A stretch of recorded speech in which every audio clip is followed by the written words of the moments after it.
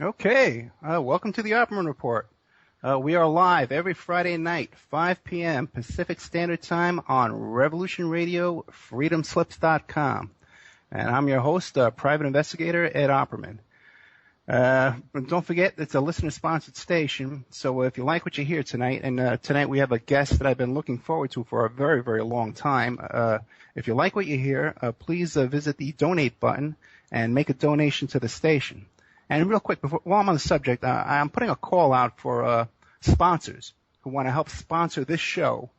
So if you want your business or your website to be promoted on the show, like every half hour, I'll do a live commercial for you on the show, and you can contact me at oppermanreport@gmail.com. Okay, now coming up, we got in the next couple of weeks, we're going to have Cindy Sheehan running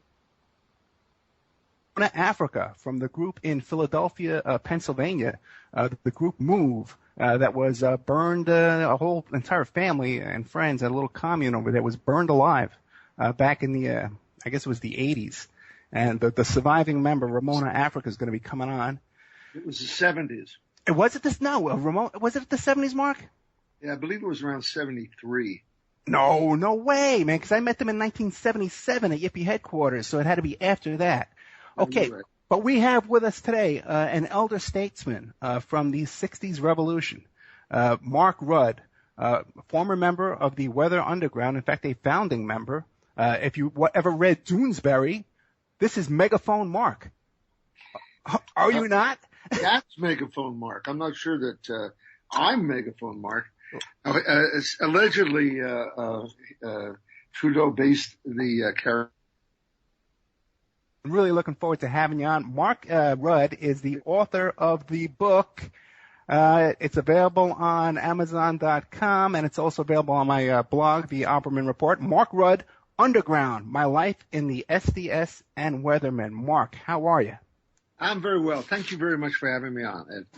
Mark, I'm thrilled to have you on. Because I like to get these elder statesmen like yourself who actually put their butt on the line. I'm 66 years old, going on about 24, I think. I hear you, bro. Yeah, I'm 53, man. It's been a long road, but I'm still plugging away. So Mark, tell us, how do you want to start? You want to tell us from the beginning of the story, or you want to tell us what you're doing now? Well, I'll give you a little teaser on the latter. I live in Albuquerque, New Mexico, and I'm involved right now at the moment in the struggle,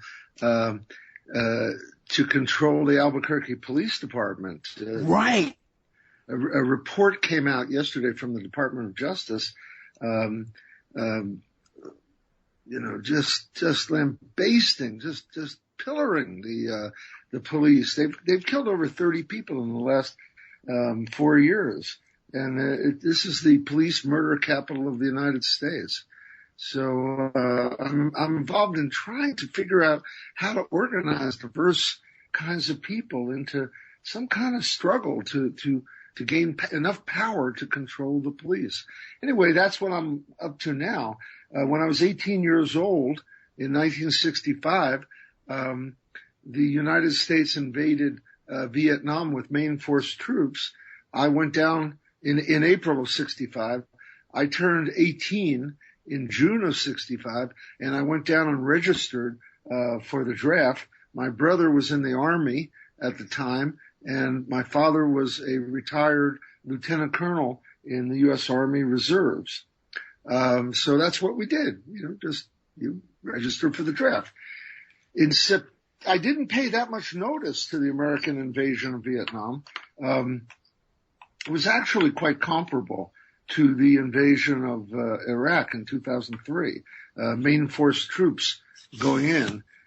However, when I got to Columbia University in 1960, in September of 1965, I was a freshman. I noticed that the most interesting and intelligent people on campus were involved in learning about the war and fighting against it. And I wanted to. They were very attractive people. I wanted to hang out with those people, and so I did.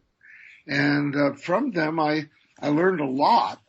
about the nature of the war in Vietnam, our attack on Vietnam, and what our goals are, and about the system underneath that.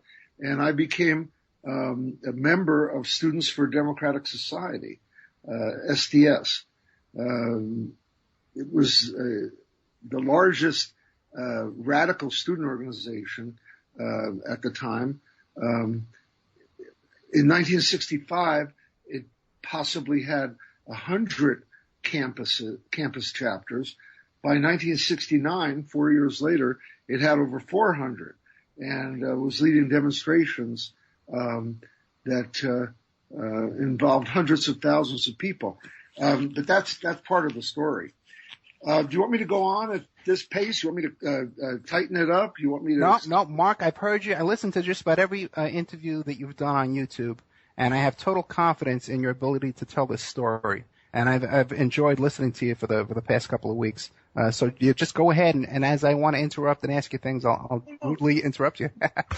You interrupt. I can and leave lots of room for discussion. Sure. Oh, incidentally, do you have callers? You know what we do? We take questions in the chat room, and they'll be passed on to us. But we take callers sometimes as well. It depends.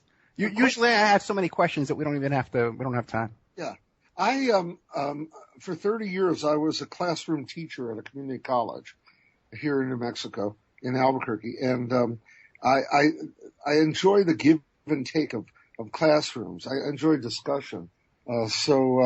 Anybody wants to ask questions, make comments. If you want to break in, that's fine. Okay. Anyway, so for the next 3 years, 65 to 68, I was a full-time student and a full-time activist and organizer in the anti-war movement, of which the student movement was a part, and SDS was one organization in that student movement. Well, let's start with this. Now, this was mostly in New York City, or were you moving around as well?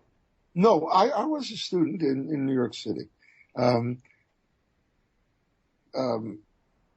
Just became extremely active, organizing at Columbia in the sense of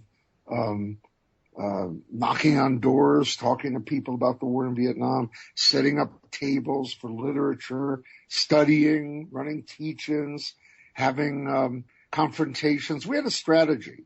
The strategy was to expose the ways in which the university was involved in the war machine. At that time, there was an ideal that a university was a place of objectivity, of searching for the truth. It's one of those, classical notions that's just about dead now. But we used that to expose a contradiction, namely that technical in engineering and in science, but also in social science, were used for U.S. In the benefit of U.S. Strategic objectives and military objectives. So in wanting to attack both the war and the system behind the war, which we called imperialism, which is the desire on the part of the United States to dominate and control the world. Our work became educating, and our strategy was to educate through confrontation. So eventually we hit on a secret involvement of the university in a research think tank that developed strategies and technical capabilities for the U.S. military. It was called the Institute for Defense Analyses. Columbia was a member with other universities, but the nature of the work and even the membership was secret. However, a member of SDS had discovered it literally in the stacks doing research. So we attacked the university's complicity with the war. And in order to do that, we had to involve many more people. We were maybe 75, 100 people with a core of maybe 25. But the university was very big. It was about 25,000 or so. And so a small number can't do anything. So I saw my work and that of my comrades in SDS as organizing. Now, there's an interesting aspect to this, which is that I came from a fairly apolitical family in the suburbs of New York. What suburb? New Jersey, Maplewood, New Jersey. Okay, I'm from Staten Island, yeah. Uh-huh. My family is actually from Elizabeth, New Jersey. Okay. Which is right across the Kill Van Kill in Staten Island. That's right, yeah. But we were. My parents were I think they were Democrats. They had good things to say about Roosevelt, as did my grandmother, because she got a Social Security, which she thought was a miracle. And but my father always told me, keep your head down. Well, I was not keeping my head down, and the reason was I fell in with a group of other SDS people who were red diaper babies. Does that ring a bell? Do you know the term red diaper babies? Yeah, sure. The old Reds from the 50s had babies, and then they brought their kids up to be little hippie types, right? Well, not necessarily hippie, or organizers. Okay. Yes, red diaper baby means children of socialists or communists or labor people, and the kids grew up organizing. So the people I fell in with were, to a large extent, red diaper babies, and they knew how to organize, and they had a strategy for organizing, which was involving people, building relationships. In fact, that's how I was recruited when I was a freshman in the dorms. A guy by the name of David Gilbert, who's was a senior at the time, came knocking on doors to meet freshmen who might want to come to an SDS meeting. So the idea of organizing the strategy of organizing was involving more people. And so I got caught up in this. The work at Columbia lasted about, I started when I was a freshman. It had actually begun years before I got there. Was in the spring of 1965 while I was still a high school student. Dave Gilbert was arrested. Anyway, by 68, a couple of things happened in early 68. One was the Vietnamese attacked at over 160 cities and bases in South Vietnam. See, up to that point in the war, the American public had been told the usual lies, the same lies that they use now for Afghanistan and they used for Iraq, which is we're winning and the enemy is being defeated. We're killing enough of them, and the light at the end of the tunnel. Well, they were putting out all these lies for years, but then on January 31st, 1968, the Vietnamese struck in multiple places throughout South Vietnam, and they even American embassy in Saigon. In other words, the capital of the occupation. So the American public switched in a matter of months from being pro-war 60% to being anti-war 60%. And this 2-month period, which is historic, it's known as the Tet Offensive, ended around the end of March, and it had an amazing punctuation, which was that on March 31st, 1968, Lyndon Johnson, the president, went on the air to announce that he was going to begin peace talks with the Vietnamese for president of the visit. Well, that was amazing. I mean, we had literally forced a sitting president to abdicate. And that was a great victory, but we didn't understand how great a victory it was till much later. Now, there's a lot to this story. Just as a kind of a personal aside, I spent 3 weeks during that period in Cuba. What year did you go to Cuba? During the Tet Offensive. 68. It was February of 1968. Okay. And I met Vietnamese there. That was actually the purpose of the trip, that American anti-war activists, SDS members, 30 of us, I believe, were traveled to Cuba. It was illegal at the time to go to Cuba. And we met Vietnamese. Well, let me interrupt you then. How'd you get in? Oh, you had to go to Mexico. Okay. And from Mexico, you could fly there.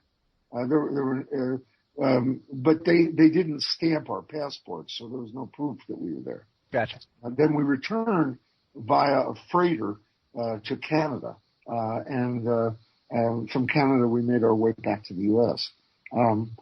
They never prosecuted, although some people, I believe, were prosecuted at some point. However, we met the Vietnamese, and they told us that they were going to win, that the U.S. Public would eventually grow tired of the war, that they weren't going anywhere. It was their country that they were defending from attack, and that they would win, and the United States would withdraw.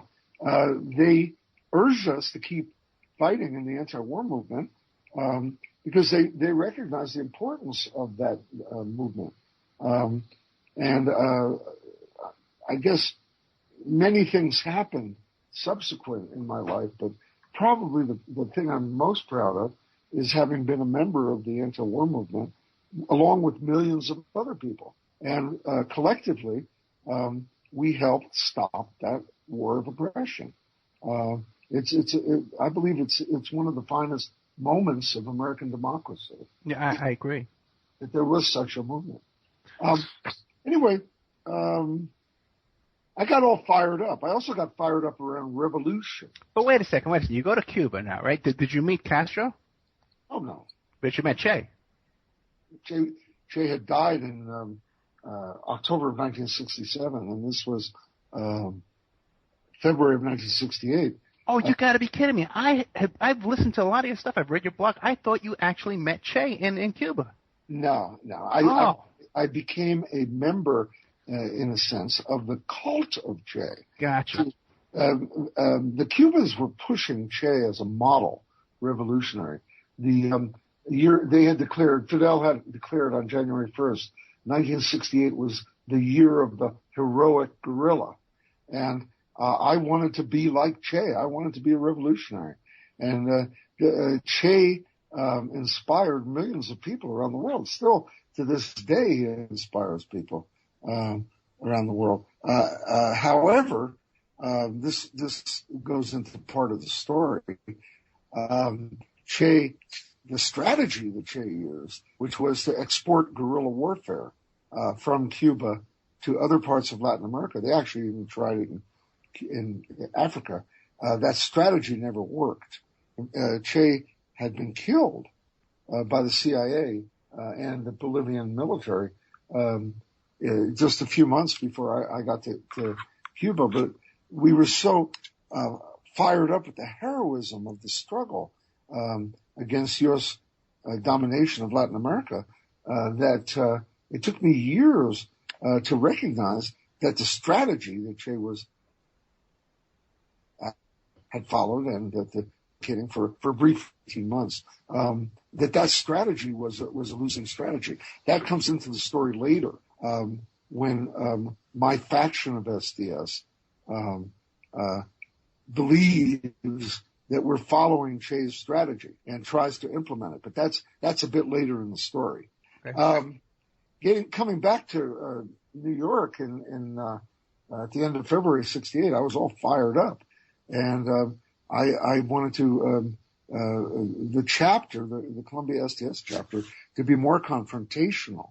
I was elected chairman. I was a junior. I was 20 years old. Wow. April 4th, 1968, Martin Luther King was assassinated. Now, this happened exactly 5 days after Johnson had abdicated. But the shock of Martin Luther King being killed was it's one of these historic events that's kind of like at the level of 9/11 or even Kennedy's assassination, where you think the country will never be the same again. And I think that's true. See, what happened was immediately that night, people started rioting in black ghettos in over 100 cities in the U.S., including Harlem, which was at that time the capital of Black America. And that was right adjacent to Columbia University. Columbia is on a ridge. It's called Morningside Heights. Used to be called Harlem Heights. But that ridge looks down over this vast valley, which is Harlem. Well, my friend and I went over to Morningside Drive to look down, and the place was on fire. And there were sirens and wailing and people screaming and smoke and fire engines and, oh, God. So we ran down into Harlem, and we wound up wandering the streets all night. And it was this moment when I thought, yes, the revolution is here. It's happening. People are erupting in anger. It was amazing. I never felt threatened at all. In fact, people would come up to me and say, you should be careful. Maybe you should go back, go home. You don't want to be hurt. But people were almost joyous too, in the sense of I wouldn't say joyous, but it was kind of like a relief. Rebellion in the streets, Yeah. Well, that was April 4th. After that, the next day, Columbia University was not the same place because people just were shaken that the vicious racism, the murderous racism was continuing. It was like every person, black, white, there weren't very many Hispanics at Columbia at the time. Everyone had to stop and think, who are we? Well, we had been involved in,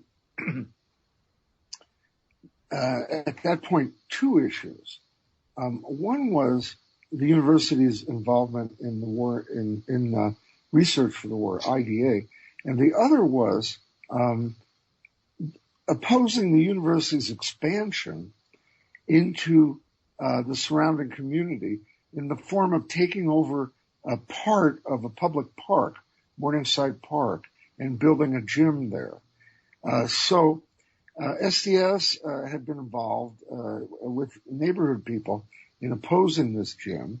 We saw it as a racist expansion of the university. Also, the university had been buying up properties and kicking people out, working class people, poor people, in order to expand the university.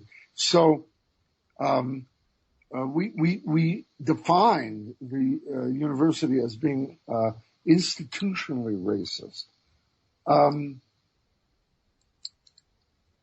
There was a protest in which people were suspended, myself included. It had happened earlier in March, actually, but it came to a head on April 23rd with a disciplinary action on the part of the university. the white students of SDS joined with the black students of the American Society, and I'm going to wrap up this in a portion of it soon. Essentially what happened was a spontaneous uprising on April 23rd, just 2.5 weeks after Martin Luther King was murdered, against the war, the university's involvement with the war, and its institutionalized racism in the form of the building the gym in Morningside Park. It was not planned, but SDS and the Student Afro-American Society jumped into the leadership. We occupied in total 5 buildings for over a week. Over 1,000 people, more than 1,000 people were in the buildings. Finally, the university called the police. The police had been gnawing on their nightsticks for days, ready to get at us. And they, about 1,000 police attacked and beat up hundreds of people, arrested 620. It was essentially a police riot. After that, okay, we got a break coming up, Mark. With Mark Rudd, former member of the Weather Underground, he's telling us about his initial involvement as a leader of Students for a Democratic Society and the takeover of Columbia University back in 1968. Just fascinating stuff. Mark is the author of, one more time, Mark is the author of Underground, My Life in SDS and Weathermen. And we're very lucky to have him here tonight. But Mark Rudd is an elder statesman in the original resistance to the U.S. Oppression around the world and against the invasion of Vietnam. Back right after this. Okay, welcome back to the Opperman Report every Friday night, 5 p.m. Pacific Standard Time on freedomslips.com. I am your host, private investigator Ed Opperman. Before we get back to our guest, Mark Rudd, author of Underground, My Life in the SDS and the Weathermen, I just want to remind everybody that coming up tomorrow, got a whole bunch of appearances coming up. Tomorrow I'm going to be on CS Key's show in San Diego, 10 a.m. It's on my Facebook page. Coming up April 21st, I'm going to be on John B. Wells' Caravans at Midnight. And coming up on this weekend, I'm going to be on the Barry Curtis report. So I got a whole bunch of shows coming up promoting my book, How to Succeed as a Private Investigator. But before, ignore me, because we got a great guest, a historical figure, Mark Rudd, former Weather Underground member, and he's telling us about how he got started with the SDS and the takeover of the campus of Columbia back in 1968. Mark, now in that first takeover, was WBAI and Bob Fast and those guys, were they instrumental in that one? Absolutely. Oh yeah. We got a lot of our news from WBAI. Although there was a local, or rather a campus radio station, WKCR, that covered the demonstrations at Columbia a lot closer. But yes, WBAI and Bob Fast were part of the New York scene. And I also want to emphasize that the anti-war movement was growing in New York during that 3-year period, 65 to 68. And I went on my first march in the fall of 65, and it might have been 100,000 people, but by 68, there was 500,000 people marching twice a year, fall and spring, in huge anti-war mobilizations. So New York was the center of anti-war activity during that whole period, and WBAI was an important part of that. Yeah, Bob Fast would get on. I think we might have lost the station now. Okay. Yeah. Every week this has been happening. Usually it's 6:37. This week it's 5:37. Let me pull Ann back in and, sorry about this, Mark. Okay, well, let me see. Sorry, audience. Okay, we're on. Sorry, we're on. Go ahead, Mark. Continue. We were talking about how BAI, which was a listener-sponsored station back in New York City at that time, was able to mobilize people to these demonstrations and stuff. Yeah, you were telling a story about Bob Fass. Yeah, I used to listen to the repeats. I'm telling you, I used to listen back in like 1980 because I graduated high school in 1980, and I used to go down to BAI. I was involved down there like in 79. 80 with Lynn Samuels and Citizen Kafka and Rosie O'Donnell, the whole Friday night lineup. I used to do comedy on the radio and stuff like that. But I used to listen to the archives and the old recordings of those demonstrations, like the ones at Times Square and the ones at where they took over the train station, Grand Central Station. Where you guys took over. Wasn't there a recent documentary movie about Bob Fass? I don't know. Is Bob Fass still alive? Don't know. Yeah, I don't know either. Google it while we're talking. Okay. Well, are you in touch with any of those guys from those days? Oh, yeah. Quite a number of people. Like who? Both my comrades in Weatherman and in SDS, and people who weren't, such as Tom Hayden, who's in L.A. Do you know Tom? No, I never met Tom. I did meet Abby Hoffman a few times because I was a member of the Yippies on the Lower East Side at 9 Bleecker Street when Dana Beal was running things down there. Yeah. Yeah, like I guess I got involved with them about 77. How old? I was in high school. Uh-huh. Yeah. Yeah. Well, Abby Hoffman was a fugitive until about 80, 81, I think. Right, yeah, I was down there the day he turned himself in. And then I got a copy of his book. I met him up at BAI the first time, I guess it was around 81, 82, and I got a copy of his book. And then later on, he did for NYPIRG, the New York Public Interest Research Group. He did an appearance for them, and I met him then again over there.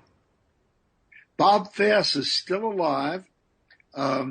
He is 80 years old now. Wow. I'm looking at Wikipedia. Radio Unnameable it's a film called Radio Unnameable by Paul Loveless and Jessica Wolfson. Oh, wow. Legendary radio personality Bob Fass revolutionized. Hold on, I just lost it. Late night radio, and I used to listen to Bob Fass. Yeah, anyway, I think everybody did. The movie is called Radio Unnameable, and it's out on DVD. Hey, do you remember that guy that used to call in and scream "Commie Nudie"? No. I don't remember. Okay, because I got a whole story about him. But okay, listen, finish up. Tell us about how, because now you were with SDS, which was radical, but pretty much mainstream, and then you wanted to take it to the next level. Well, the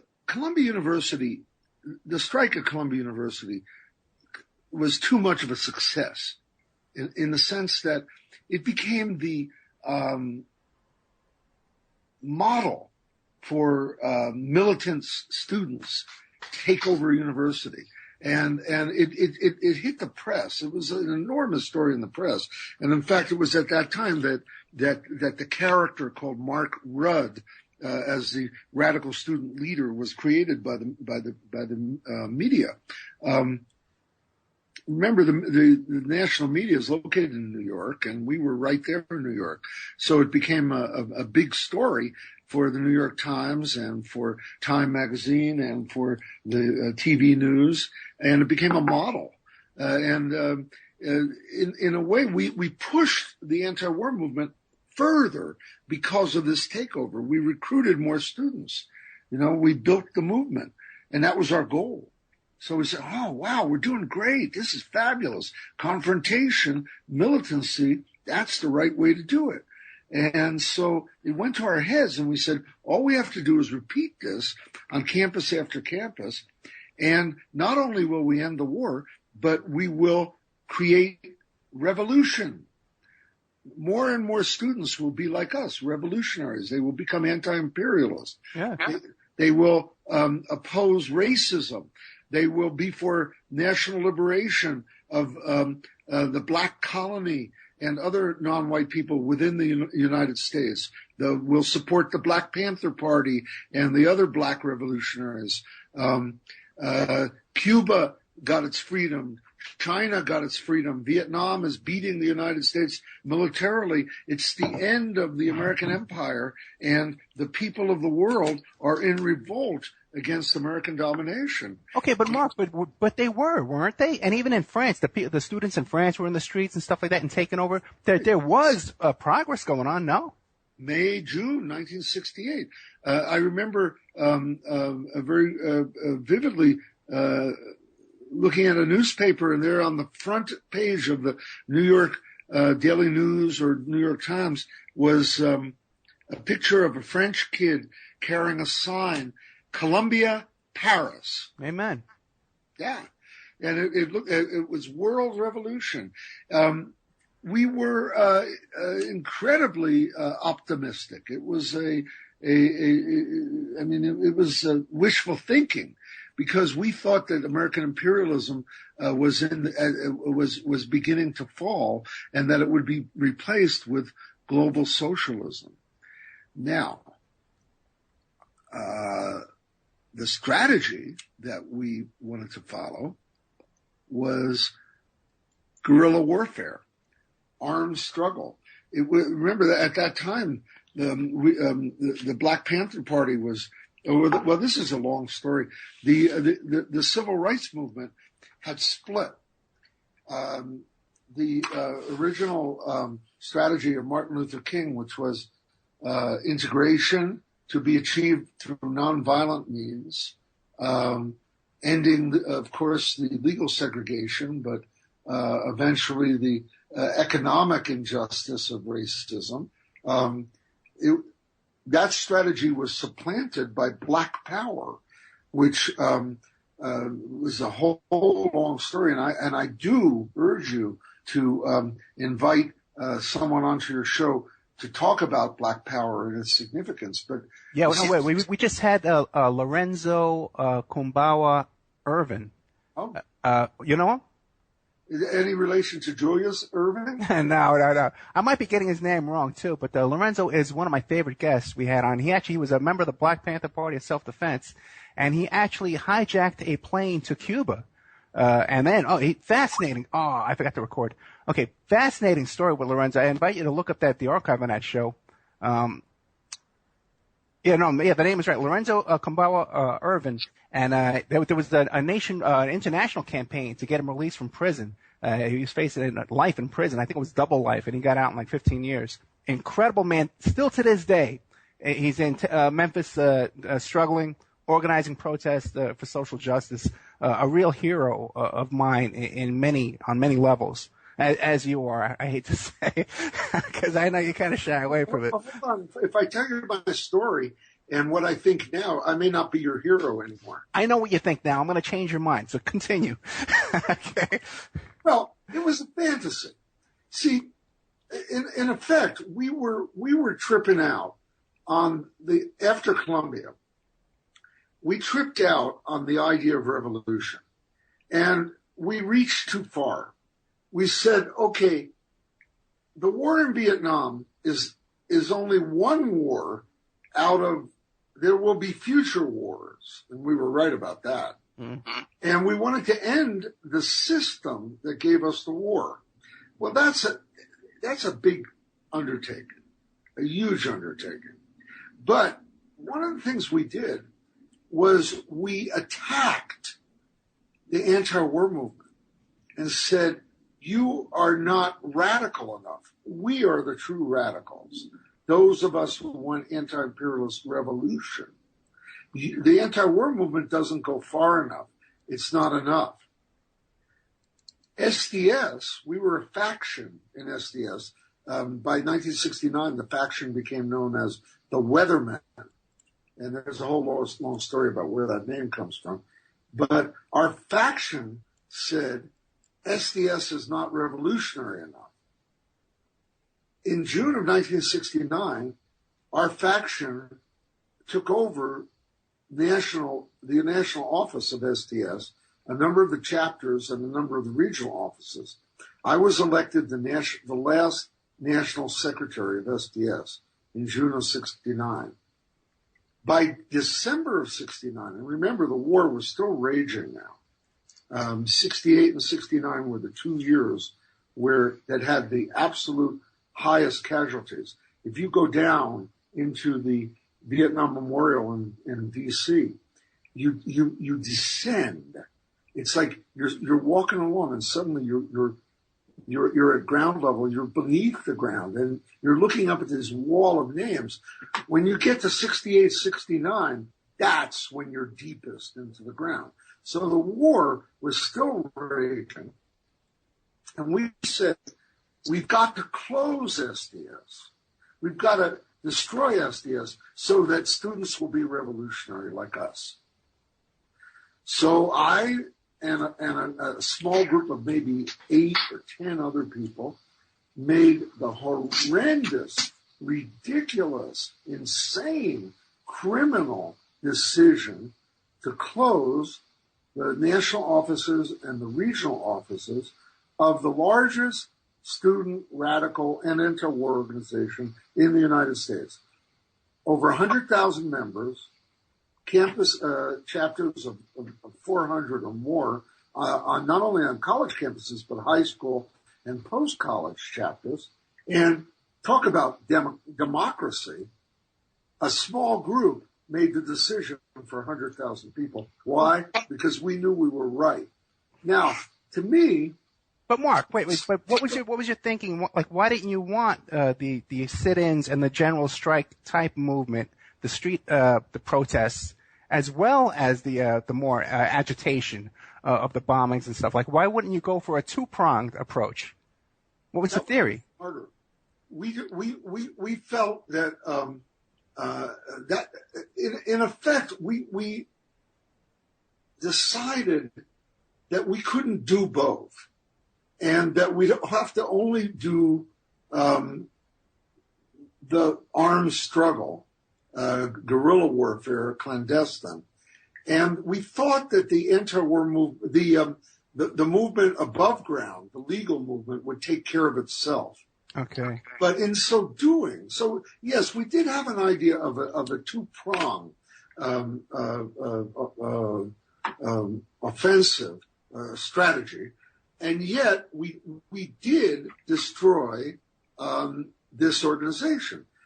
A few people argued, like a guy named Ted Gold, argued for keeping the organization, for the two-pronged approach. But we were extremely arrogant. Yeah. And we thought we had the answer and the only answer.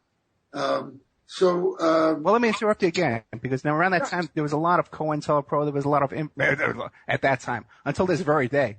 But there's all this COINTELPRO infiltration, agitators, agent provocateurs. Do you think maybe that there were guys on the inside that kind of steered you to, that knew what they were doing and steered you to this road? The major influence was the attack on the Panthers. Okay. That when they started killing Panthers, especially December 4th, 1969, the murder of Fred Hampton. But before that, the attack on the Panthers being arrested, Panthers dying, offices being burned, that created an atmosphere of war. And we responded, yes. We responded by saying, we're at war. And it's not enough to just organize on college campuses. We have to begin guerrilla warfare. Now, the actual decision, it's a good question you ask, but I've always been positive, pretty positive, that they had no infiltrators within, except for one whom they blew very early on, a few months at the highest level of decision making. No. This story is particularly interesting because we fucked it up. No, wait. We're on FM too. You can't curse at all. Okay. We fucked it up ourselves. Yeah. We screwed it up. And again, we may have been under attack and responded to the attack, but I don't believe it was infiltrators unless they took over my brain somehow and the brain of my closest comrades whom I knew intimately. And to this day, I have no indication that any of the people who made this decision were infiltrators. Okay, then let me ask you this. Are you familiar with the works of Dave McGowan? Yes. Okay, good. Now his theory is that this whole movement, the whole 60s movement, the music, and even the Weathermen, were all a big giant psyops, and you guys were under some kind of mind control. We're all what? Were under some kind of mind control. It was like a psyop operation. It was a psychological operation. And even the music and the whole hippie movement was all designed. Sense that I've already said that there was an atmosphere of war, and we reacted to that. But I mean, I'd have to see, for me to be convinced, I'd have to be shown that so-and-so, some individual that I was very close with, was a cop. Right. And you never experienced that? Any indication of that. Well, let me ask you this then, not to keep interrupting you, I apologize, but now even in my experience with the Yippies, we would come along people all the time that were police informants, that were like double agents, even one guy who admitted he was involved with the KGB.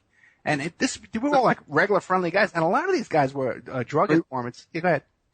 Or he thought he was involved with the KGB. No, the anti-war movement, the Yippies attracted a lot of strange and sometimes crazy people. Oh yeah. And there were cops around, but they were not determining the direction of SDS. No, I consider us that we did it ourselves, and we did it, I think, because we wanted so badly for revolution to happen. We convinced ourselves. It is psychological, but not that they did it to us. We did it to ourselves. It goes like this. Because you were so isolated. Yeah. You get an idea. The idea is revolution, making a better world, justice, the end of militarism, feeding everyone. And there's enough for us all. These wonderful utopian ideas. And then you convince yourself that your ideas are true. It's the downside of idealism. Idealism is usually thought to be a moderately benign phenomenon, in that it makes people do good things, But idealism can also be that you believe your ideas too much. I have a bumper sticker on the back of my car right now. The bumper sticker says, "Don't believe everything you think." Very good. We're going to be, this is that long break, Mark, so you can take a nice little break and go to the bathroom, have a drink, whatever you want to do. But we're here with Mark Rudd, author of Underground, My Life in the SDS and Weathermen. Incredible. I'm at the edge of my seat. I'm fascinated. I hope we can get Mark to come back many times, because even till to this day, he's organizing over there in New Mexico against police violence there, and out of control police violence we have in this country right now. Right back after this. Okay, welcome back to the Opperman Report. I am your host, Private Investigator Ed Opperman. Every Friday night, freedomslips.com, and on Spreaker and iTunes and all over the place. We have with us tonight a very learned man, a very well-thoughtful man, Mark Rudd, who was one of the original founders of the SDS, Students for Democratic Society, and also the Weather Underground, and had to go underground himself for a good 7 years, I believe it was. Mark, you were saying about... Mark? Yeah, I'm here. Yeah, when we were getting into the break there and the music was covering you over, you were talking about the bumper sticker. Yeah, well, it's, idealism. Right. Don't believe everything you think. Generally speaking, we're not right. You know what I mean? Yeah, I do know what you mean. But now, what about the revolution in Venezuela now today? Would you be in support of that, or you would think it's complicated? Yeah. I'm not Venezuelan. I don't know what's actually going on. I don't know the ways in which Clearly, Chavez helped the poor in Venezuela. I don't know what the cost of that was. I don't know how the middle class is faring. What deals had to be made with criminal elements. I understand in Venezuela the crime and extortion and kidnapping is out of control. So I don't know. I just don't know. I do know that there are better and worse governments in Latin America, and but I've become kind of skeptical about revolution, especially revolutions that take place through violent means, because in the end, the violence seems not to ever stop. I'm not so much an enthusiast anymore. I have a secret to share with you. Okay. And I am a card-carrying member. This will freak you out. Oh man, I don't say it. of the Democratic Party. Ah. Okay. I am a liberal. And how much medication are you on? Let me ask you. So I am a liberal. Okay, but you actually I am a social democrat.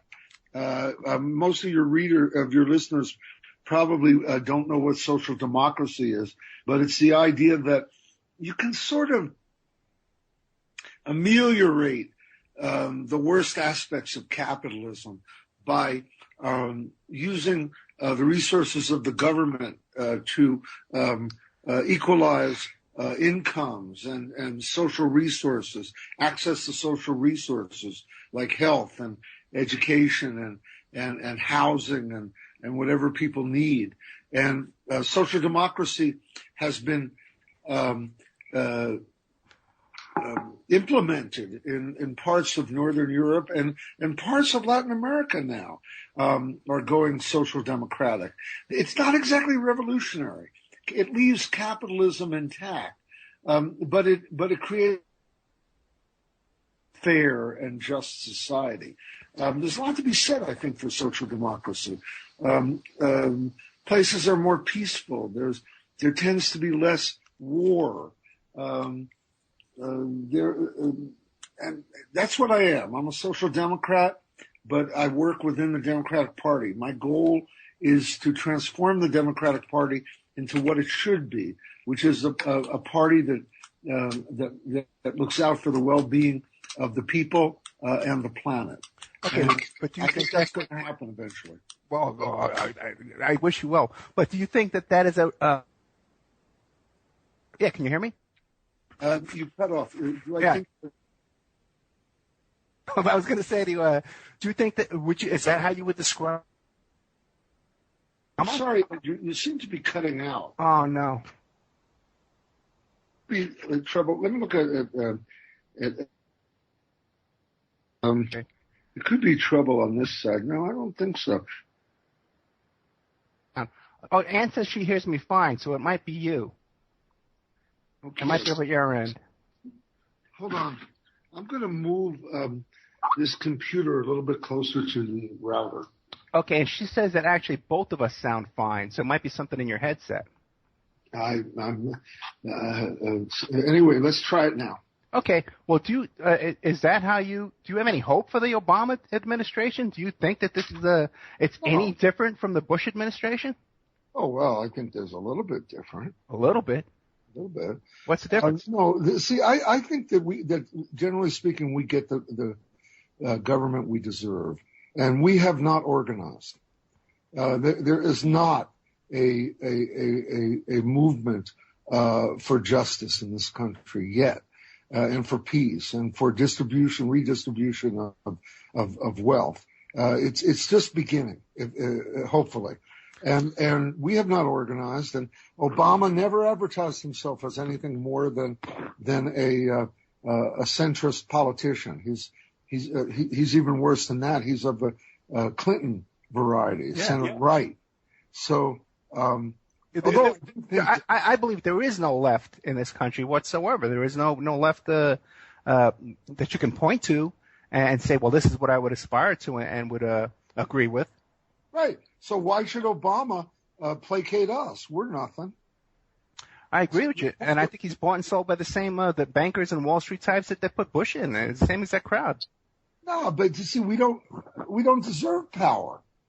You know, power goes to those who have the numbers or the money. We don't have the numbers. Look at the Progressive Caucus in Congress. It's a tiny group of people, 90 at most. The Tea Party organized them within 2 years. They controlled all of Congress. They're the ones who organized themselves and they seized power. And Obama reacts to that. There's no left. You're absolutely right. Let's get organizing. Well, I know what you're saying. Why should Obama? Obama has never been anything but a centrist politician. Okay, but that's who he is. He came of age. Obama, this is very important. Obama came of age during the period when politics in the United States were dominated by, weren't very far apart. They were Reaganism and its Democratic reaction, which was Clintonism. So those are the possibilities that Obama learned when he was 18 years old or 20 years old or 22. That's what people are stuck with, what they came of age. Now, Reaganism, hopefully, is still setting the agenda, but it's all proven to be useless, especially for young people. Young people are coming of age now, realizing that the government has to have some responsibility for the well-being of the people. They need stuff. They need relief from debt that they've incurred in having to pay so much for higher education. They need medical care. They need transportation. They need stuff. Provided. So Reaganism is kaput, and its response, which is center-right Clintonism, is kaput. Young people are beyond that now. That's why de Blasio is such a breath of fresh air. You know, maybe there'll be a progressive administration in New York that will be allowed to solve some problems. It'll be the first. You know, one of the questions we had in the chat room earlier tonight, okay, was someone was asking if Obama was a member of the Weathermen. Okay. It would have been the only 8-year-old. I know, but the thing is I think that the simple chronology can right. That problem. You know, the right wing has just gone bananas on Obama, right? They hate black people. Yeah. First of all, especially black people who are smarter than they are, and black people who are take a white job like president of the United States. So they have to find stuff on Obama. So they created a myth that Obama's a terrorist, Obama's this, Obama's that, Obama knew Bill Ayers. Therefore, you know, I saw, who was that wacko on Fox News who used to have a chalkboard? What was that? Oh, yeah, I know. Yeah, Glenn Beck. What was his name? Glenn Beck. Glenn Beck. I'm watching. Somebody called me up and said, turn on Fox News. So I turned on Fox News, and there is this idiot waving my book. Okay. On the blackboard, he's drawing a diagram of Mark Rudd, the Weather Underground Manifesto, which was, you don't need a weatherman to know which way the wind blows, 1969, and Barack Obama, and that my book shows and proves conclusively that Obama is controlled by a manifesto written in 1960, a Marxist manifesto written in 1969. This is insanity. Wait, you want to laugh real quick? This ignorant, vile creature should be on on television spewing this stupid stuff, and people believe it. Mark Lord, right this minute, I'm on TalkStream Live, and I can see the Glenn Beck show. He's on the radio right this minute, and we are 1, 2, 3, 4, 5. We are 5 hosts ahead of him, so we have more listeners listening to us right now than Glenn Beck does. Okay, Is that the same channel as you? No, not the same channel, but it's like it monitors all radio hosts that are on the air, like right this minute. And actually, we're number 8 right now in the whole country. Uh-huh. How did he get kicked off? What did he do to get kicked off Fox News? Oh my God! You know what? I don't even know. But he was doing that chalkboard thing over and over and over and over again. One of the reasons why I went looking for guys like you, guys from my youth, who I looked up to, formerly, I might add, Mark. I wasn't going to be a hero anymore. No. Trust me. Listen, I respect you that you can go any direction you want. Okay, that's your right. And you don't owe anything to me. But anybody from those days of Bob Fass and taking over, are you kidding me? Taking over a Columbia University, I'm going to look up to you no matter what, and respect, even if you became a Republican. Okay. No, there are limits. Well, no, because Democrats and Republicans are the exact same, in my opinion. But the reason why I brought you on the show is because my audience is this group who think they're awake and aware, and they're Revolution Radio, and they're resisting the government, and they think Obama is a communist. They think he's a Muslim, some kind of a Muslim terrorist spy that snuck into the White House with fake ID. That's your audience? Well, no, not right now. Yeah. I think maybe you should get a new audience. Well, what I'm trying to do,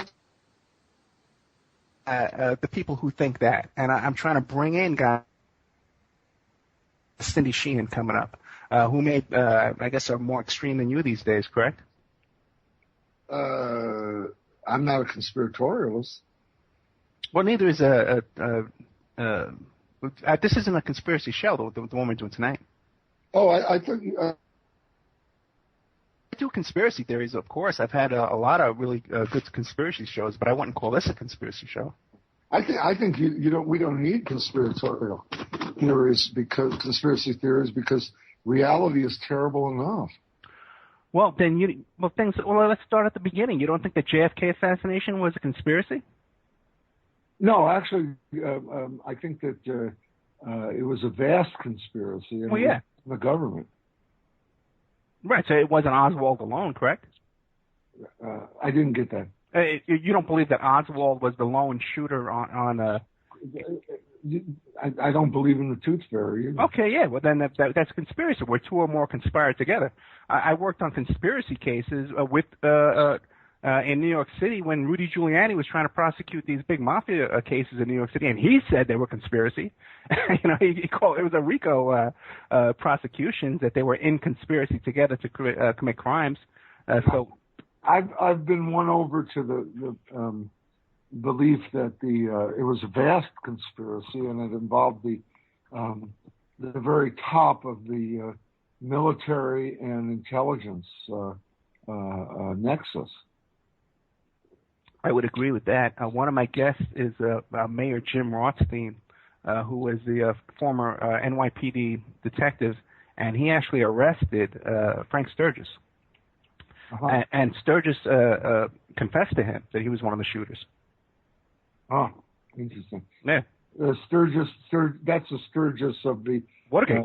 Of the Watergate, who was a Cuban anti-communist. Exactly. Yes. Terrorist. Didn't he also blow up a plane, Sturgis? You know what? He probably did. Not that I'm familiar with. I don't know exactly. I couldn't testify in court to it, but if you say so, I'm sure it's possible. He was definitely into a lot of stuff. Sturgis was also in on the CIA hunt for Che Guevara. For Che Guevara. Yeah, there's a picture of him with the man who murdered Che Guevara. Who you right. recall his name, right? Right. Frank Sturgis was a picture of 2 guys posing with the body. I forget off the top of my head right now. I can't remember the man who actually did the assassination of Che Guevara, but he actually does. The story is that he cut his hands off as proof, and he kept them in a jar in his refrigerator in his home. I tell a story in my book of a comrade of mine being in Cuba on a trip before mine, which I believe was the end of 1960. No, after mine in 1970, and actually meeting with Fidel. And Okay. Fidel was very agitated. And Fidel told the story of that day in 1970, 3 years after the death of Che, receiving the hands of Che Guevara. Really? Yeah. Wow. So, no, the world is a brutal place. You know, I don't think we're going to create utopia. And since I don't think we're going to create utopia, I think we've got to organize to do as best we can. Mass organizing. That's the trouble with the Weather Underground. We neglected, we avoided and undercut, sabotaged the good mass organizing that was going on around the war, and substituted a fantasy of revolution. We should have kept with that mass organizing. Who knows? Maybe we would have stopped the next imperialist war, which was against Central America in the 80s. I agree with you, and I think that even today the goal should be general strike, where we all take to the streets and stop working until we can grind the system down to a halt. Well, that's a nice fantasy, but I don't think that's going to happen, because I don't think people are there or will be there for a long time. But maybe they might vote for a decent candidate if we gave them decent candidates. Well, let me ask you a question now. What do you think about what's going on here in Nevada? I live in Nevada at this Bundy Ranch, and where there's like this Waco type siege going on, and people are rushing over there and putting themselves on the line in order to resist this. Somebody mentioned it to me. I haven't seen read anything about it. Who's attacking the ranch? Well, this guy, I forget his first name, but his last name is Bundy, has a cattle ranch out there, and he has some problems, dispute with the government. And the federal government, the Bureau of Land Management, has come in and surrounded him with a huge force of 200 agents with tanks and SWAT teams and helicopters. They're chasing his cattle around. They got them all. It's a siege right now, you know. As a matter of fact, just tonight, because we had some people from our station going up there to cover this, I was supposed to go myself. But what happened is that they cut off the cell phone service and any Wi-Fi, so there's no radio communications going in or out of there right now. But it's a siege type thing, and people are mobilizing to go over there in defense of this rancher. I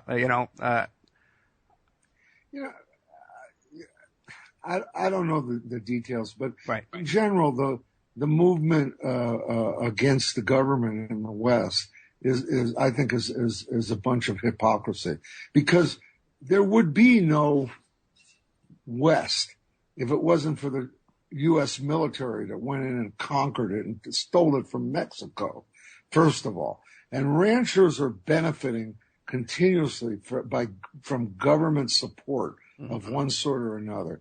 So it's just a bunch of libertarian hooey, right-wing, anti-government. A lot of it is racist. I think it's way misplaced. They should maybe be angry at the corporations that are driving the value of their agricultural products down.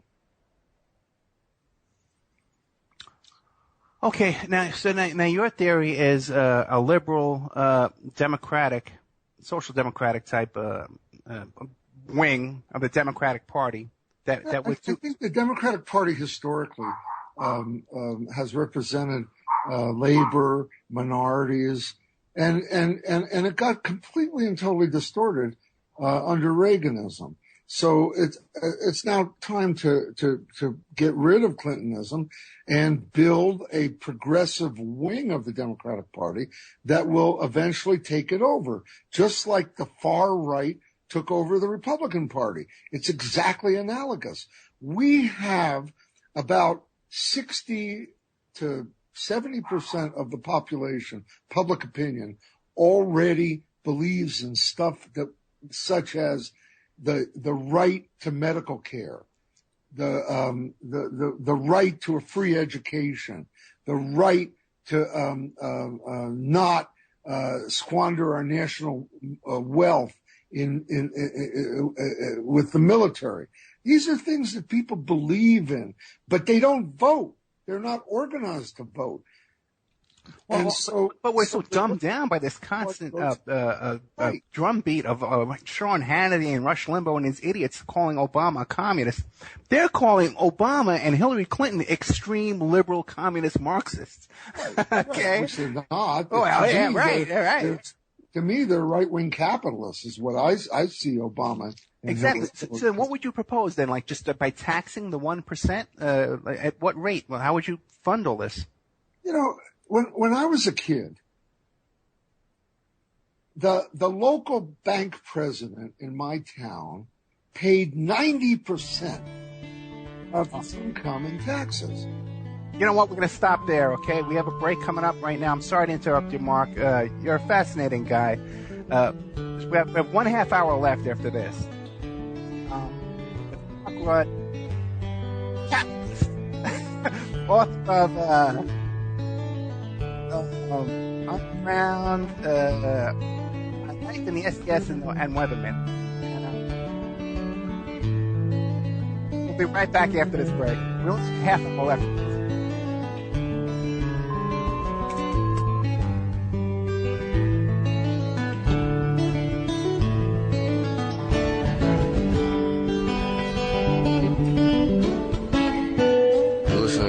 Radio at freedomslips.com, and we'll be right back after this message.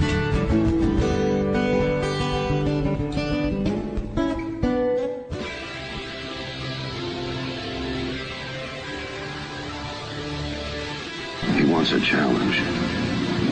Let's give him one. The voice that whispers in your ears are the screams that you fear. The mind you cannot defy is the heart that rules mankind. The people who made you are the gods that will save you. I am Steve Travesty. I am the voice. The ghost in the machine. Ghost in the Machine, Tuesdays, 8 p.m., Studio A.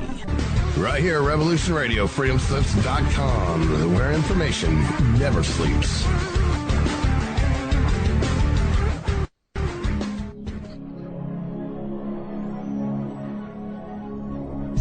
Ladies and gentlemen, can I please have your attention? I've just been handed an urgent news story, and I need all of you to stop what you're doing and listen. Hey folks, Captain Nighthawk here. Do you have a favorite host? Well, imagine if you will having all the broadcast shows from 2013 to listen to anytime you want. Awesome deal, huh? Anyway, so stop by freedomslips.com and order the entire 2013 library of your favorite host for just $30. Not only do you help with the station funding to keep us on the air, you also help the host because they get half of the net on every order. Also, we have Revolution Radio's all-time favorite shows all on one disc. The details are really broad, so you'll have to visit the website and go look at the details yourself. It's, again, www.freedomslips.com/season2013.htm. And get your favorites. First come, first serve, 7 to 21 days for delivery. Thank you. This is Revolution Radio, freedomslips.com, where information never sleeps, including me. Later. We've got to stop them!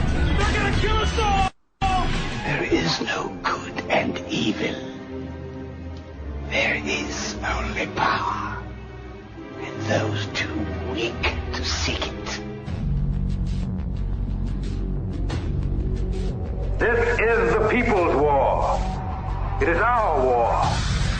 We are the fighters. Fight it then. Fight it with all that is in us. And may God defend the right. Be sure to tune in weekdays, 5 to 7 p.m. Eastern Time for Strange Universe with Sean David Morton. A strange, interesting, and engaging wide variety of topics. So be here. Revolution Radio, freedomslips.com.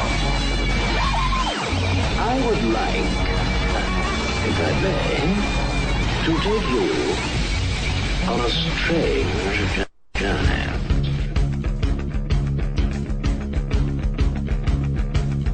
Revolution Radio.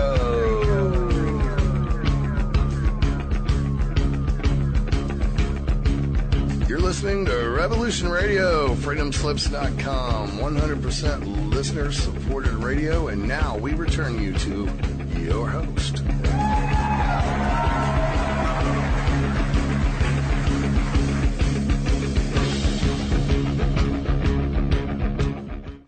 Okay, welcome back to the Opperman Report. I'm your host, Private Investigator Ed Opperman. We're here tonight with Mark Rudd, author of Undergriund, My Life in the SDS and Weathermen. Mark, what's your website again? MarkRudd.com? That's it. Yeah, a lot of good stuff on there.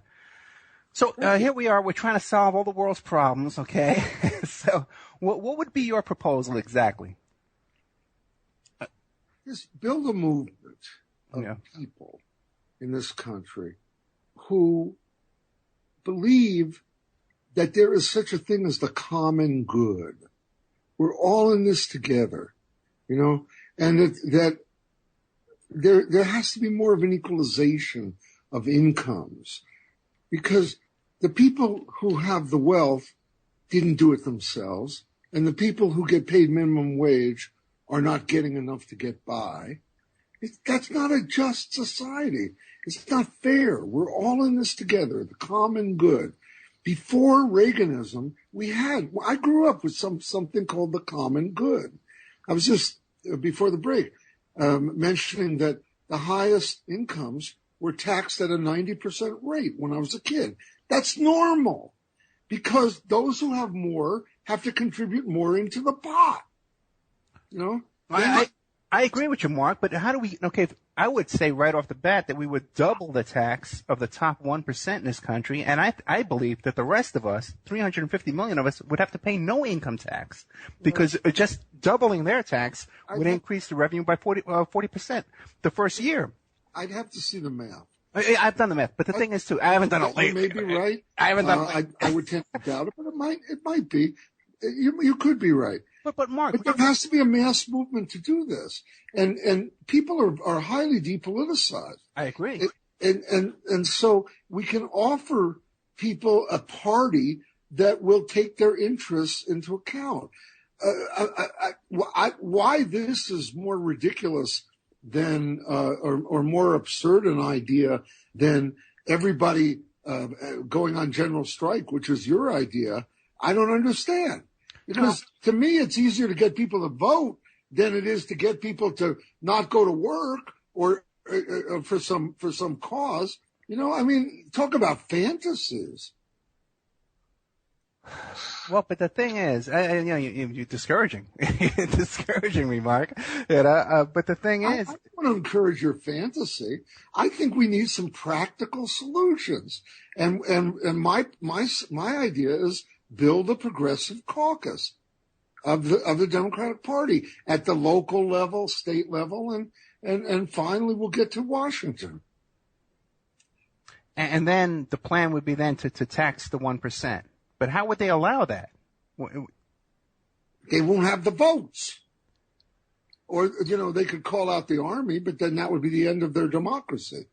Well, we haven't even tried to use the votes.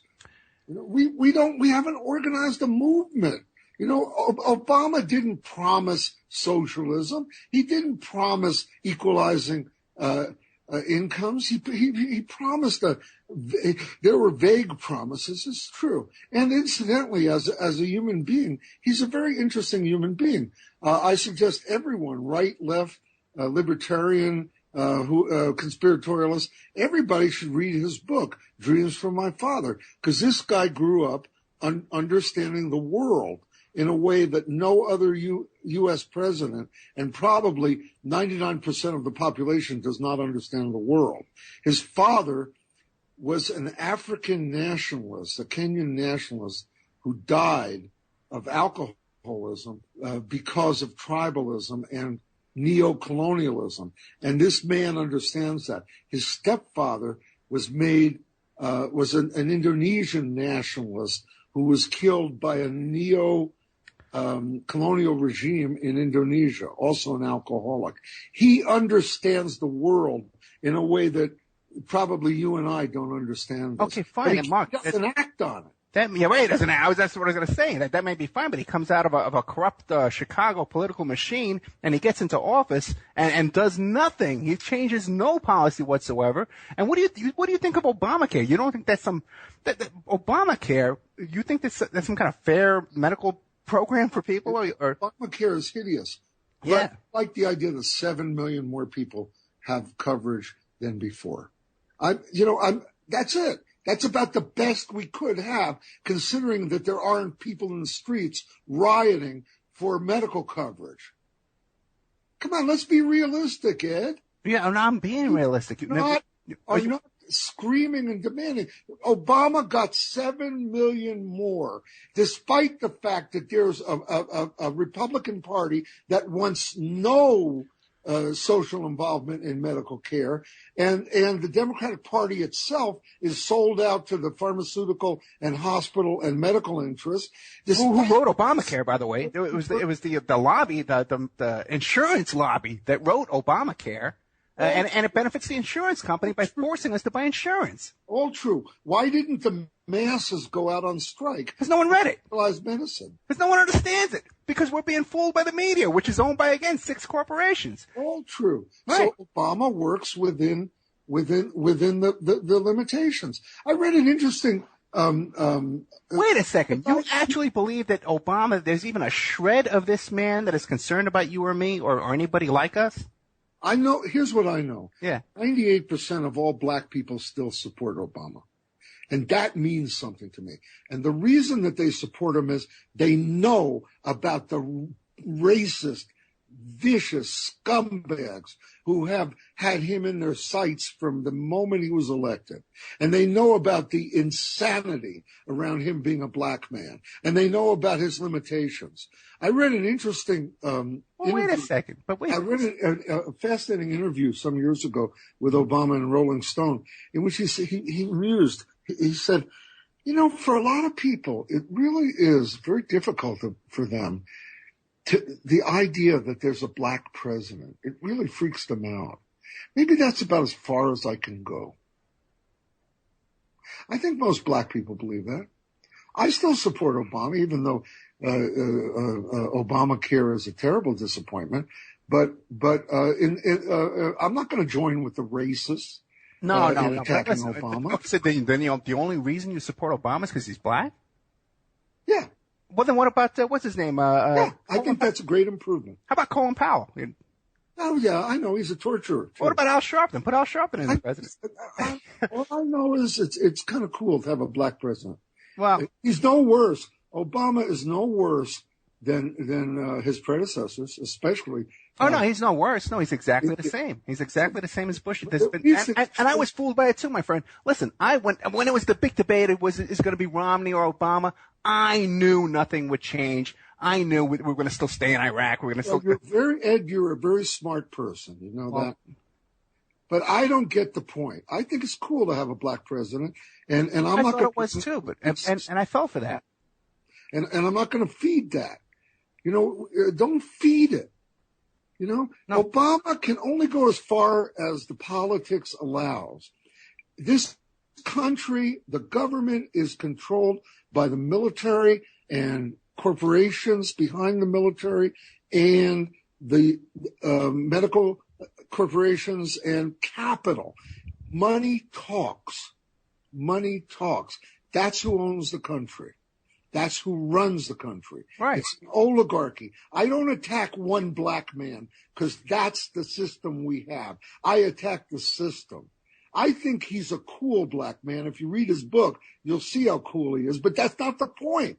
The point is we live in an oligarchy, and the president of the United States does not run the show. Oh, yeah, right. So let's stop attacking one more black man. I assume you're white. I've seen your picture. I'm white. I've had enough of white people attacking a black man. And I know that most of the attacks from the right, all the attacks from the right are because he's black. They cannot, it drives them to madness. No, I agree with you with that. I see that ingredient in the anti-Obama crowd. Okay, it's in Obamacare too. Look, Obamacare is you said it. It's a corporate bill. Yeah. And it was up against terrible opposition for the corporations in the Republican Party. The Republican Party is 1,000% for the corporations. The Democratic Party wants to ameliorate things a little bit. So the corporations got the bill, and it's called Obamacare. As a result, 7 million more people are covered. I'm happy for those 7 million more people. A black man is in charge. I'm not going to attack the black man like white people always do. I'm going to say this is a stupid structure that we live in. Oligarchy, meaning the rule of the rich, is not a democracy. And let's build democracy by building a political party that represents the people. Enough fantasies about general strikes. Let's have a political... Give me a break about the general strike, okay? Listen, okay? Give me a break, Mark, please. Okay? Well, first of all... I'm just saying. Yeah. Look, the Republican, the far right took power. They got the Congress. And if they could, they would take the presidency. They've also taken the Supreme Court. Why can't the left that represents the common good and about 60 or 70% of public opinion, why can't we organize for power? That's the job. Well, you have Cynthia McKinney, right, who was in Congress. And I was just talking to her last week, and she could relate to you some experience. And she's a black woman, okay, and we're friends, okay. And she would relate to you that her experience in Congress was one of overt racism, and even with the congressional cops, the cops the metal detectors and stuff, manhandling her, you know.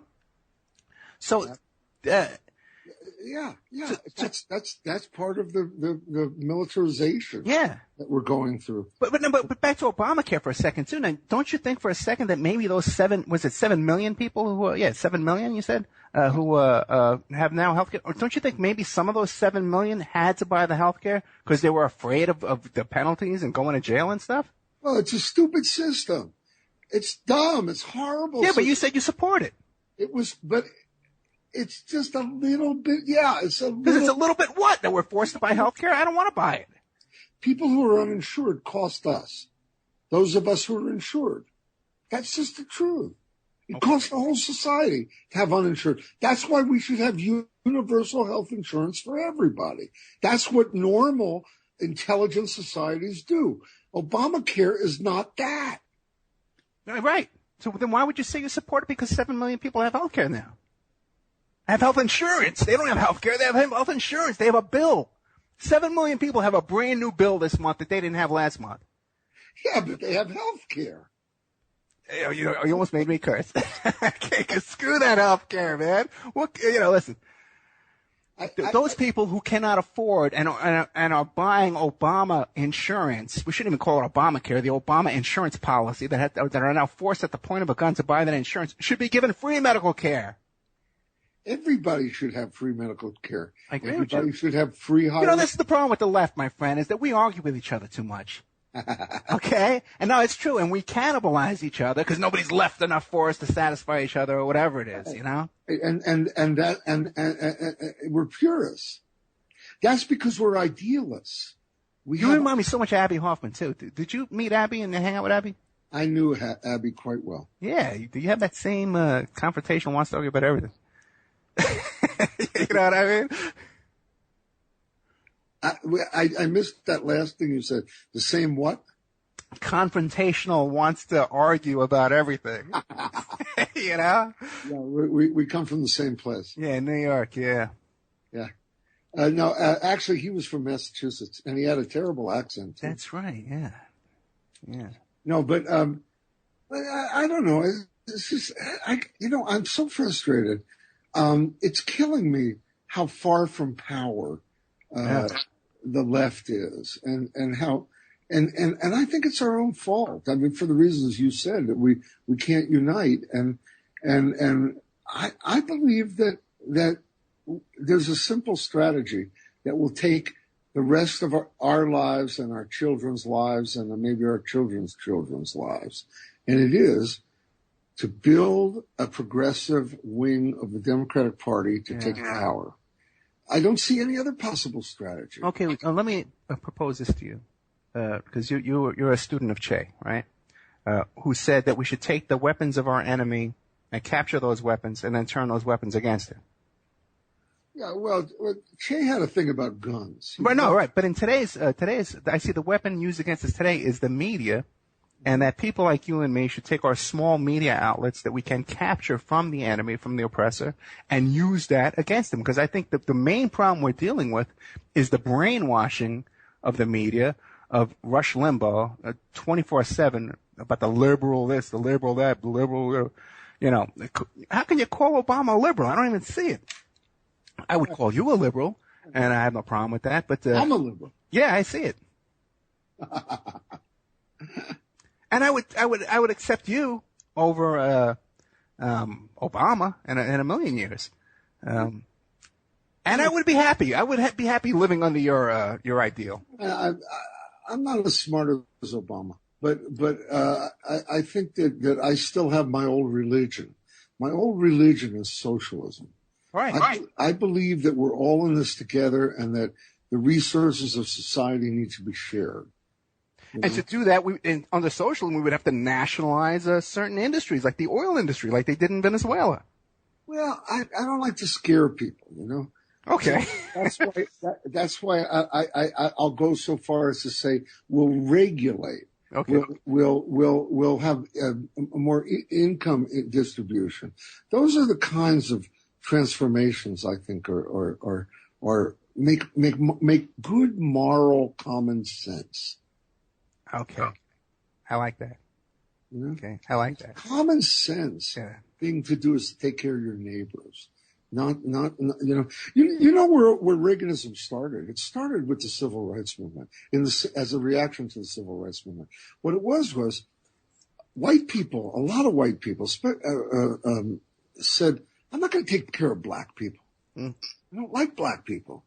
I don't want them to get ahead at my expense. People don't recognize the privileges that accrued being white in this society, and the structural privileges and the generations of capital accumulation that happened to white people. Take a guy like John McCain, who ran for president. Did you know that McCain's ancestors were slave owners in Mississippi? Right? I'm sure they were. That's how his father and his grandfather got to be admirals.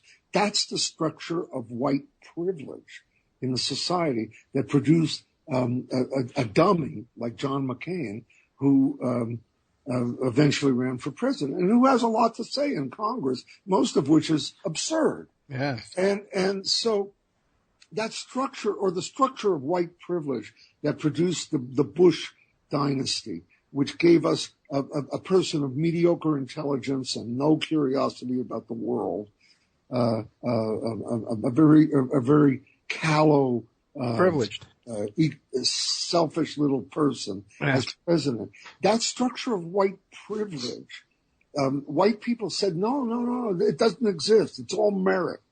Everything is merit. Everything that people have, they deserve. And when people don't have anything, it's because they don't deserve it. Or they don't want to work for it. Right. So after civil rights, white people said, screw these people. There is no such thing as society.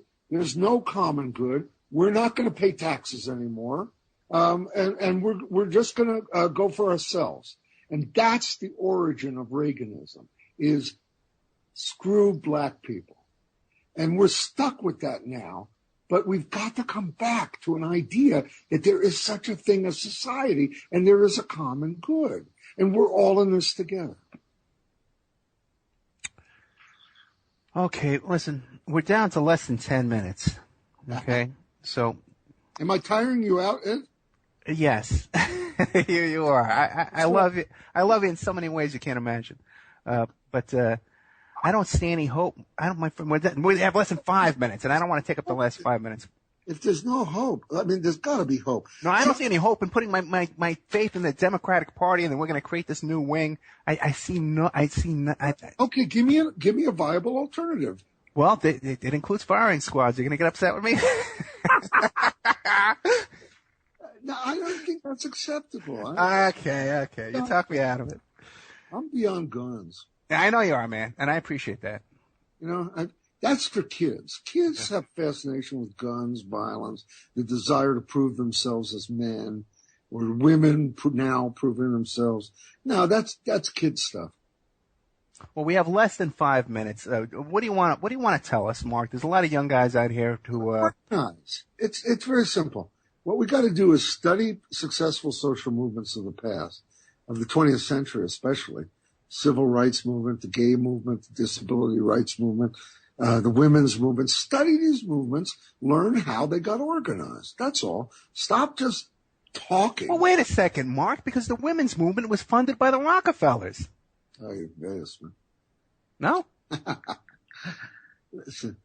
Women have made a lot of progress because of the women's movement. You know okay, but you say let's start a movement, and you get the women's movement. You have Gloria Steinem working for the CIA coming out of there, and it was funded by the Rockefellers. You got the Rockefellers going to help us out? You want to go back to the days of Mad Men? What do you want? Well, that's a whole other story. You know, would your wife? Do you have a wife? Nah, not anymore, because I go back to the days of Mad Men. Right. I don't have a wife. Or you should have said you're gay. Yeah, that's right. Yeah, there you go. No, it doesn't work. Misogyny doesn't work. Those days are over. Feminism is I once saw a bumper sticker that said, feminism is the belief that women are human beings. I think you put too much faith in bumper stickers, my friend. And don't believe everything you think. Yeah. Well, we're down to such a short time. You know, what do you want to tell people? You know, Mark, you're a historical figure. Organized. That's why the Obama administration is such a failure, because we didn't organize. We organized enough to get the guy elected. And that was a fantasy. I call it drinking the Kool-Aid. I drank the Kool-Aid too. Lots of kids drank the Kool-Aid.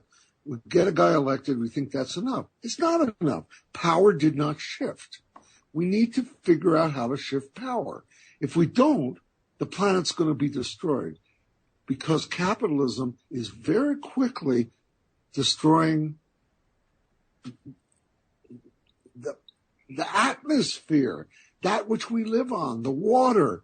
You know, there's such a thing as global warming. It's happening because of rampant capitalism. It's got to be controlled.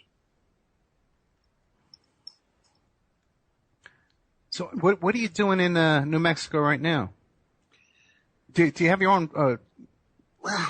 group or anything? At the moment, we're working on trying to figure out how to unite people to fight police violence. And it's very hard to unite people, because everybody has different ideas and they come from different places and they have their own ways of looking at things.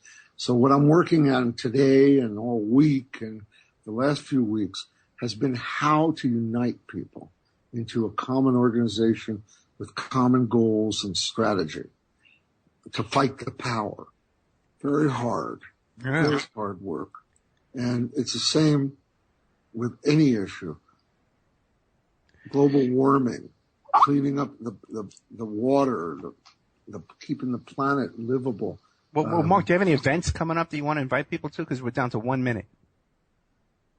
I think we've got to organize politically for power, and that involves progressive candidates at the local level and a progressive organization within the Democratic Party. Are you involved in any of these protests against police violence in New Mexico right now? Because I know there's a lot. Yeah, tomorrow there's a big demonstration. There you go. Where is it? Where is it? Highlighting the report that came out yesterday, talking about all the police abuses, violence, murder. I know we have that here. We have that here in Nevada too, my friend. It's out of control. And it's a whole new different kind of police force than when I was growing up in New York City, which was bad enough. And here it's just occupation. The military mentality is us versus them. Yeah. We're good, they're bad, kill them. That's not what a police force should be. A police force should be to respect people and to serve people. And that's the goal. Well, that's our cue that the show is over. We had Mark Rudd, a historical figure, the author of Underground, My Life in the SDS, and Weatherman. Mark has a website called markrudd.com. Thank you, Mr. Rudd. I can't tell you how much I appreciate you having on the show tonight. Thank you, Ed. I'm sorry I tired you out. I'm tired anyway, man. I'm going through some stuff in my personal life. But thank you very much, my friend, okay?